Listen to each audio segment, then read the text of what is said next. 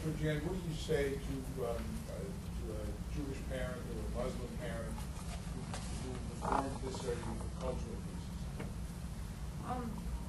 The question is what I would say to a Jewish parent or a Muslim parent who performs circumcision for cultural reasons.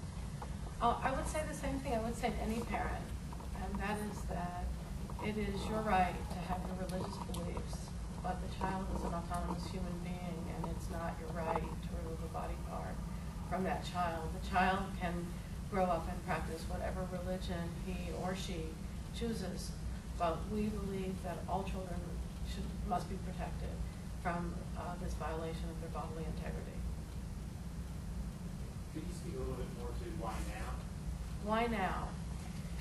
Because it's time. Why now? There's been a movement against infant circumcision in the United States for 3 or 4 decades, and it's had enormous results where the rate has fallen from over 90% to about 60% or even less. But just as some of the speakers, particularly Dean Pisani, talked about, the internet and the availability of information to the general public has really transformed the way that we learn and that we teach.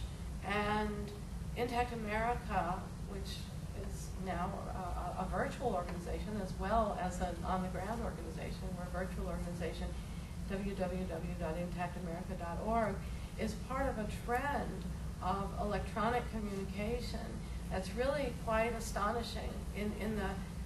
In the short months that we have been active, thanks to the generosity of the donor you heard from this morning, we have seen hundreds of people. I think a lot of us thought, we knew the insiders in the movement. We've seen hundreds of people and thousands of people who are talking about this and communicating on Facebook and on YouTube and on Twitter. And the topic is, once people start talking about it and thinking about it, we believe this issue will grab them in a way that they will stand up and say it has to stop. When you look at what the CDC is doing involving studies of African adult men, what's the difference between those adult men and the baby boys here?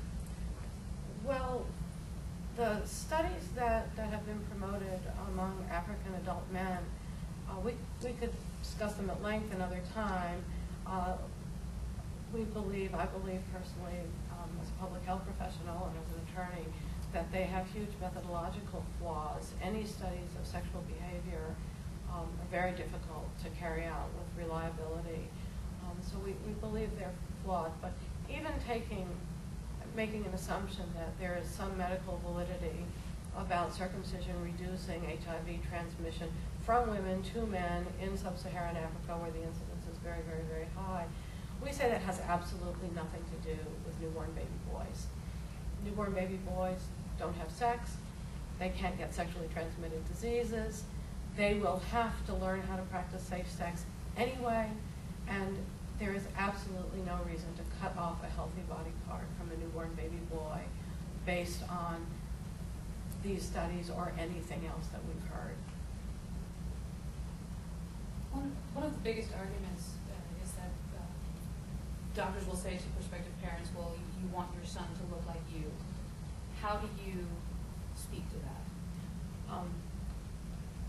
Actually, I think that wanting the son to look like you and cutting off a body part is really a fascinating, is a fascinating justification.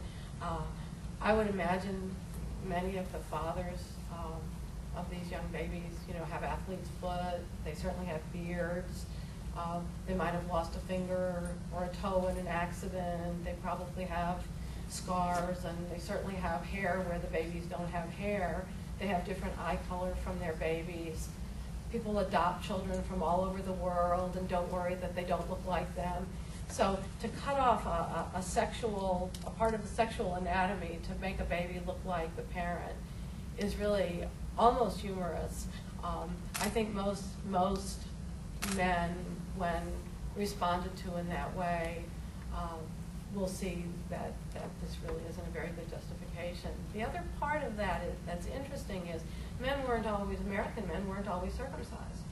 So I happen to have found out that my father was intact. I found this out when he was very, very old and about to die, actually.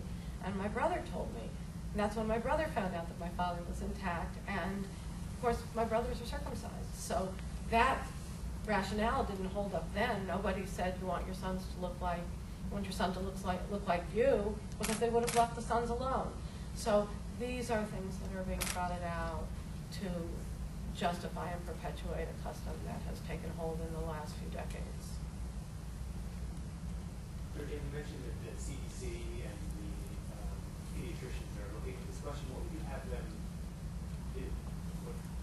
what would you have them consider, and what would you have them do?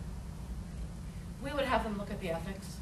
We would have the CDC and the American Academy of Pediatrics and the American Academy of Family Practice and every medical professional, every epidemiologist, every public health person, every human rights lawyer, and every American who believes in basic human rights. We would have them look at the ethical issues of removing a healthy body part. We don't think that any of the medical reasons, we know that none of the medical reasons that have been used to justify circumcision have held water over the years. People thought circumcision prevented tuberculosis, hip dysplasia, insanity, blindness, all kinds of crazy things. It's in the literature, I'm not making it up. You can find circumcision as a justification for almost anything we have feared over time. Circumcision has been put out there as something to do to ward off our fear and our anxiety about some kind of bad thing happening, usually a health thing. So we would, and most doctors know this, they know it intuitively, it's why they haven't circumcised their own children. So they just have to look at the ethics. We don't believe in cutting body parts off baby girls. There's no reason to cut body parts off baby boys. We think if doctors took a more active role, and when a parent came in and said, I want my baby circumcised, of course, if it was always that easy, the doctor would say, well, I'm not going to do it. We believe the doctors themselves often offer circumcision, even in the absence of parents asking. But if doctors said, you know, we don't do that anymore. Sorry, I'm not going to do that. Gee, I don't think if you knew the facts, you'd really want to do that. We don't do that. I wouldn't give you antibiotics for your baby if your baby didn't have an infection. I wouldn't pull out your baby's fingernails to keep your baby from scratching his face. We don't do that. We're not going to do that. If doctors did that, it would end.